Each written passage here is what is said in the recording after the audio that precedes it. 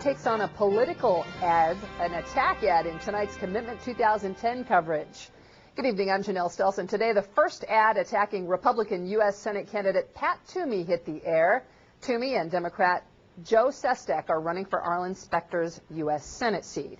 8 on your side government reporter Matt Belanger wasted no time digging into fact-checking for this new ad. Got right into this one, and the Democratic group behind this ad tries to link Toomey to the nation's economic crisis. And Pat Toomey does have a background in banking, but when we checked the facts, we found this ad takes advantage of the fact most people don't understand complex financial issues.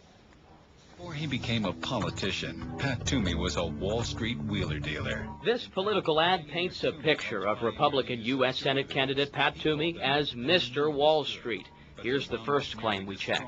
In fact, millionaire Toomey helped pioneer the use of derivatives. He called them an enormous good. But they wound up nearly destroying our economy. On the News 8 AdWatch Truth Meter, this one registers as half true. 8 on your side searched the congressional transcripts, and we found Toomey is on the record in 2000 saying the derivative industry as a whole was doing, quote, enormous good for the economy.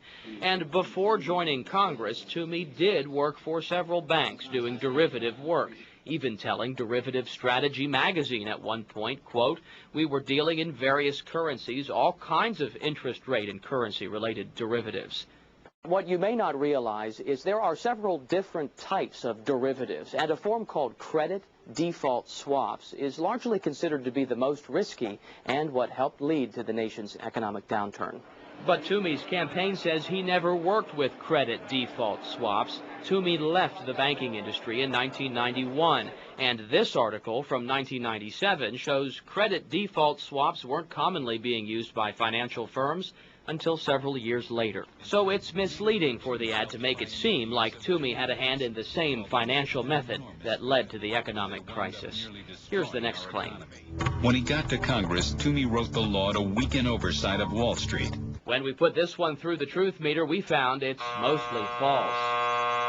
The ad is referring to House Resolution 10 of 1999, which repealed certain financial industry regulations. But the bill was drafted by former Iowa Republican Congressman Jim Leach, not Pat Toomey. So saying Toomey wrote the law makes it seem like he had a much larger role than he actually did. He simply voted on the bill like the rest of Congress. And by the way, when that deregulation bill passed, it received overwhelming bipartisan support in the House from 205 Republicans and 138 Democrats. And here's another way of thinking about it. Toomey was a freshman lawmaker in 1999, so for him to draft and lead a legislative effort of this magnitude, like the ad makes it seem, would have been very unusual, if not impossible. And Janelle, did you notice the ad calls Toomey a millionaire?